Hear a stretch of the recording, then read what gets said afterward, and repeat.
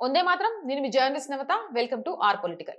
ప్రసిద్ధ messaging app Telegram ఈ విషయం ప్రతి ఒక్కరికి తెలిసిందే. దీని సహ వ్యవస్థాపకుడు మరియు సీఈఓ పావెల్ దురోవ్ ఉగ్రవాద కార్యకలాపాలకు సహకరిస్తున్నారంటూ రష్యా ఫెడరల్ సెక్యూరిటీ సర్వీసెస్ ఆయనపై తీవ్రమైన నేరారోపణలు మోపింది. రష్యన్ క్రిమినల్ కోడ్ కింద ఆయనపై కేసు నమోదు చేసి పావెల్ దురోవ్ ను పట్టుకునేందుకు ఇంటర్నేషనల్ అరెస్ట్ వారెంట్ కూడా జారీ చేసినట్లు రష్యా ప్రకటించింది. ఉక్రెయిన్ ఇంటెలిజెన్స్ ఏజెన్సీలు, ఉగ్రవాద మరియు తీవ్రవాద సంస్థలు రష్యాలో విధ్వంసం, ఉగ్రవాద చర్యలు, భారీ హత్యలు మరియు సైబర్ మోసాలను సమన్వయం చేసుకోవడానికి టెలిగ్రామ్ లోని ఛానళ్లు, చాట్లు మరియు బాట్లను ఉపయోగిస్తున్నాయని ఎఫ్ఎస్బి పేర్కొంది. వీటిని తొలగించాలని పదే పదే విజ్ఞప్తి చేసినప్పటికీ టెలిగ్రాఫ్ యాజమాన్యం సరైన చర్యలు తీసుకోలేదని రష్యా ఆరోపించింది. వాక్ స్వతంత్రం మరియు రష్యా భావ ప్రకటన రష్యన్ పౌరులకు రాజ్యాంగం ప్రసాదించిన భావ ప్రకటన స్వేచ్ఛ మరియు గోప్యతా హక్కులను కాపాడటానికే తాము ప్రాధాన్యత ఇస్తామని, ప్రభుత్వాల అణచివేత చర్యలకు లొంగబోమని దురోవ్ గతంలోనే స్పష్టం చేశారు.